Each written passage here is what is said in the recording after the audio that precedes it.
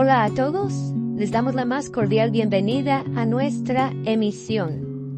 El día de hoy, el pastor Luis Gerardo Sánchez fundamenta el tema El Evangelio es poder.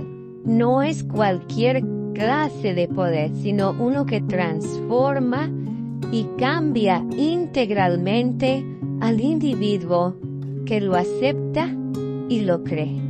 Por favor, quédate hasta el final y déjanos tus comentarios si este mensaje ha sido de edificación para ti. El pastor Rick Warren dice, mucha gente comete el error del Titanic. Piensan que pueden dividir sus vidas en diferentes compartimentos y que lo que hacen en uno de esos compartimentos no afectará al resto. En pocas palabras, muchos de nosotros tenemos la tendencia a dividir nuestra vida en diferentes facetas o caretas. Guardamos apariencias y a veces no queremos mostrarnos tal cual somos. El Evangelio tiene la capacidad de transformar nuestra vida de tal forma que nos cambia por completo de adentro hacia afuera.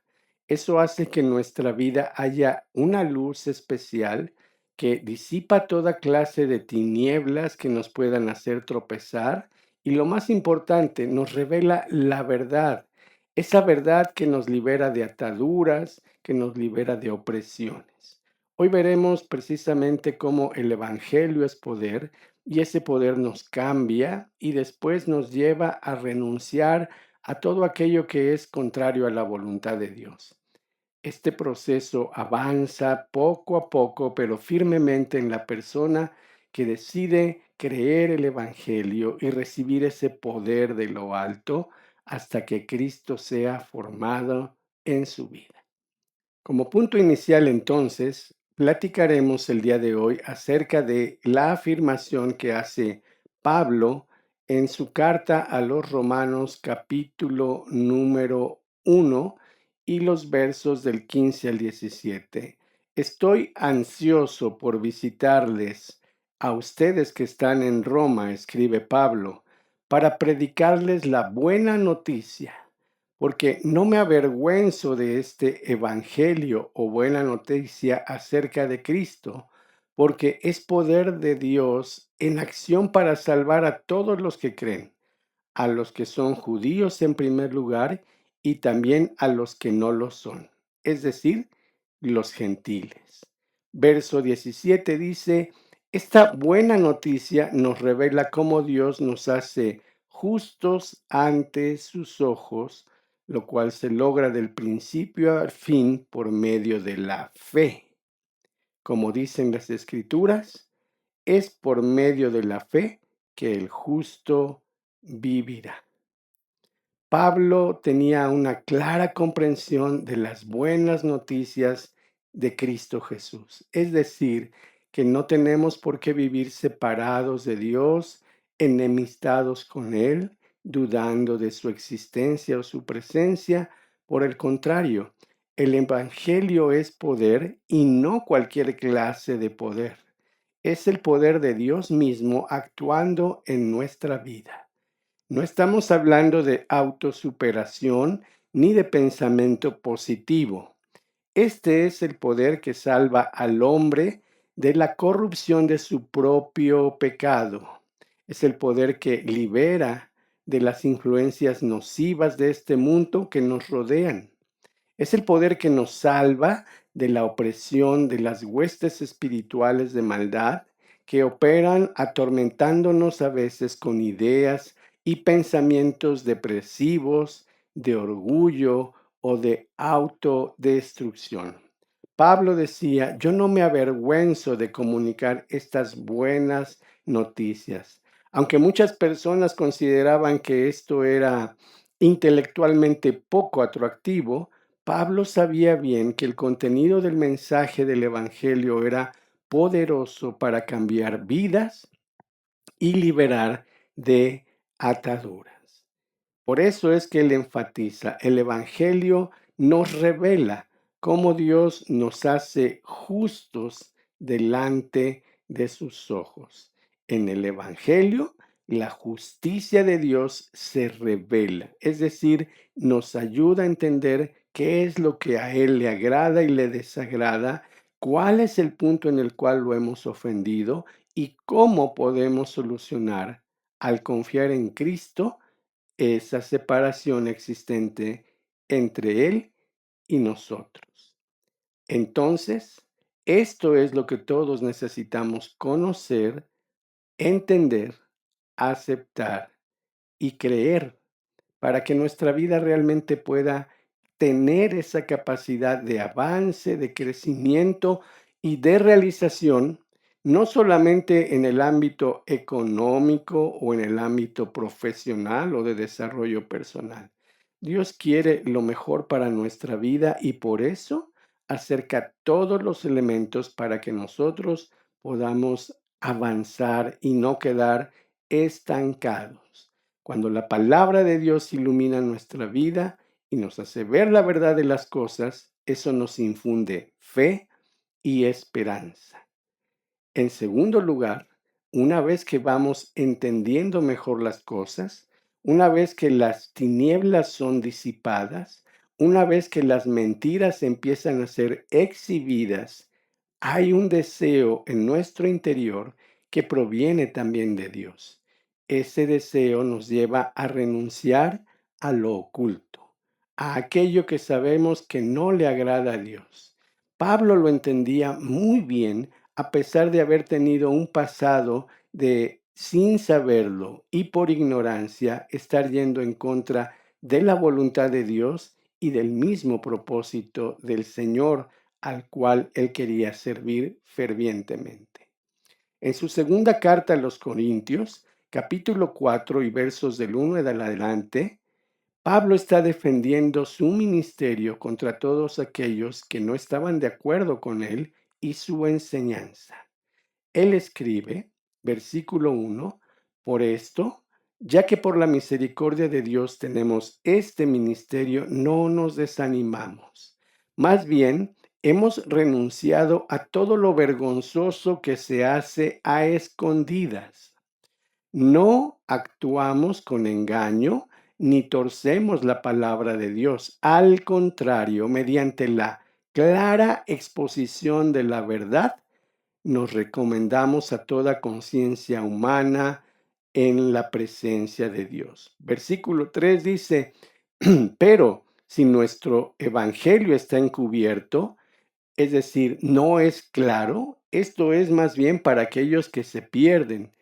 Y aclara en el verso 4, aquellos en los que el Dios de este mundo ha cegado su mente y su entendimiento para que no vean la luz del glorioso evangelio de Cristo, el cual es la imagen de Dios mismo. A veces es difícil poder transmitir un evangelio sencillo. Muchos piensan que se trata de ganarse la salvación por medio de nuestras propias obras. Algunos piensan que estamos hablando de religión, rituales y tradiciones. Y otros simple y sencillamente les parece totalmente fuera de lugar, intelectualmente poco atractivo, y eso hace que muchas personas tengan un mal entendido de las buenas noticias que la palabra de Dios quiere transmitirles.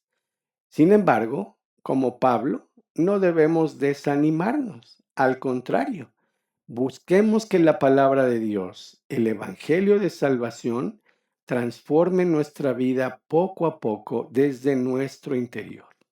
Dios tiene la capacidad de hablarnos toda la verdad y traernos a la luz para que quede en evidencia la verdad. Y lo más importante, nos habla no solamente a nuestro intelecto, sino también a nuestro espíritu. Específicamente, Él hace un llamado a nuestra conciencia para que podamos no solamente evaluar la información que Él nos está transmitiendo, sino tener la honestidad de poder decidir en base a las evidencias que Él nos presenta. No nos desanimamos, decidimos renunciar a lo vergonzoso, dice Pablo, y esto es lo que produce la verdad del Evangelio. Cuando nos damos cuenta de nuestro error, cuando realmente vemos cómo hemos deshonrado el nombre de Dios y caminado de una manera poco conveniente, podemos entonces dejar atrás la hipocresía, las inmoralidades secretas que hubiera en nuestra vida, los pecados ocultos, inclusive podemos ahora entender y alejarnos de aquello que nos daña, que nos ata, que nos impide ser completamente libres en Cristo Jesús. Entendemos perfectamente bien que el Dios de este siglo, uno de los nombres dados a nuestro enemigo, influye en la mentalidad actual del mundo que nos rodea. Esto se expresa por medio de ideales, de opiniones, de metas, de esperanzas, de la perspectiva que la mayoría de las personas tiene. El príncipe de este mundo, el Dios de este siglo, influye entonces en las filosofías, la educación y aún en la cultura de este mundo en el que vivimos. Sin embargo, Dios tiene la capacidad de abrir nuestros ojos para que podamos ver. Tiene el poder suficiente para romper toda atadura de cadenas que intenten mantenernos cautivos y alejarnos de Él. Dios empieza a retirar de nuestros pensamientos ideas equivocadas y cuando uno viene a la palabra, entonces hay un proceso de cambio y transformación. Jesús lo expresó de esta manera para advertir a aquellos que estaban escuchando la verdad del Evangelio, pero que podrían caer en un peligro inminente. En Mateo capítulo 13 y verso 19, Él les dijo: Cuando alguno oye la palabra del reino y no la entiende, entonces viene el malo y la arrebata, quita lo que fue sembrado en su corazón, y entonces todo queda solamente junto al camino. La semilla que se sembró no es prosperada porque el enemigo siempre estará atacando la verdad de la palabra de Dios. Pero una vez que la creemos, una vez que la ponemos en práctica, una vez que la abrazamos y el Espíritu de Dios nos empieza a ayudar para que podamos ver en lo que estamos ofendiendo a Dios y cómo podemos mejorar nuestra relación y nuestra vida, Cristo empieza a ser formado en nosotros.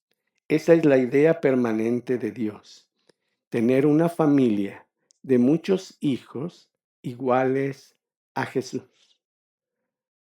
Sabes, a veces a nosotros los pastores y algunas personas en las iglesias les interesa tener auditorios llenos de personas, pero a Cristo y a su Padre le interesa más bien llenar a esas personas de Cristo mismo.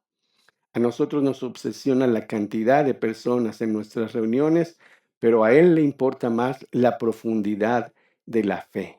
Él quiere ver claramente en cada persona cómo Cristo está siendo formado en su interior.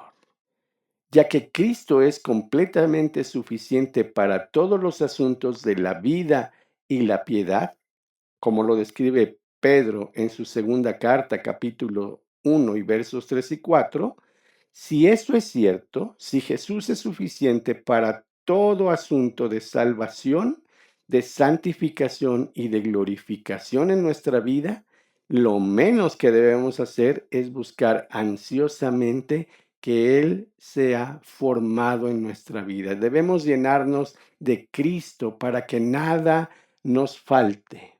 Pablo lo entendió tan claramente, por eso cuando habló a sus audiencias colosenses les dijo, capítulo 1 y verso 9, debemos ser llenos del conocimiento de su verdad en toda sabiduría e inteligencia espiritual.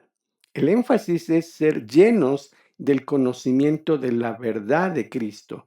Esto implica profundidad. No estamos hablando de tener un vago conocimiento, un esporádico conocimiento o un tenue conocimiento. Más adelante, en la carta a los Gálatas, Pablo se asombra de cómo fueron engañados tan fácilmente y dice, sufro dolor de parto por ustedes, Gálatas insensatos, y espero que Cristo realmente sea formado en ustedes.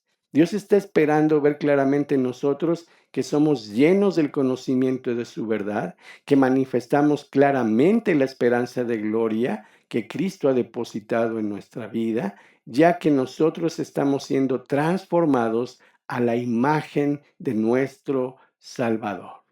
Dios ha determinado que seamos libres y el primer paso para que eso suceda es que Cristo empiece a formarse en nosotros.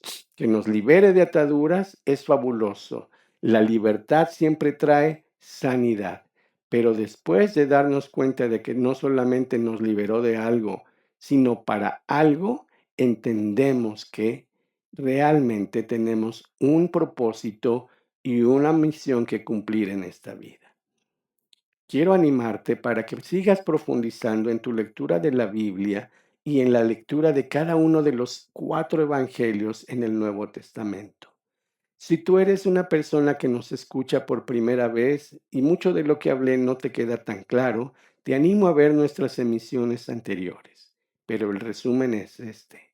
Las buenas noticias son que el tiempo es aceptable, es el propicio. El reino de Dios se acerca a tu vida. Dios pide que te arrepientas de tus pecados y que creas estas buenas noticias de salvación. Te animo para que antes de depositar tu cabeza en la almohada, tengas una charla sincera con tu Creador, reconozcas tus faltas, pidas perdón y recibas el don de la salvación en Cristo Jesús. Yo te espero en nuestra próxima emisión.